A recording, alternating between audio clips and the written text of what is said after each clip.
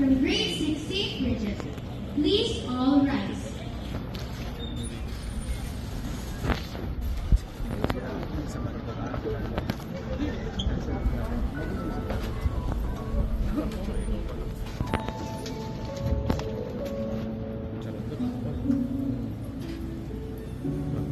Compose ourselves.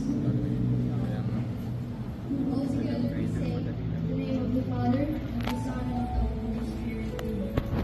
Heavenly Father, we come before you with grateful hearts as we close this milestone celebration. Today, we have witnessed something beautiful, the culmination of years of learning, growing, laughter, and perseverance. Walk with us now as we step forward into new halls, new friendships, and new seasons of life.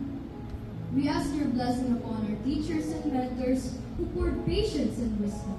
May their labor bear lasting fruit. Bless our parents and families who sacrificed, encouraged, and believed.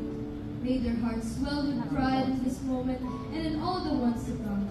To us graduates, may the knowledge we have gained be a lamp to our feet, and may the courage we have practiced here carry us boldly into every challenge.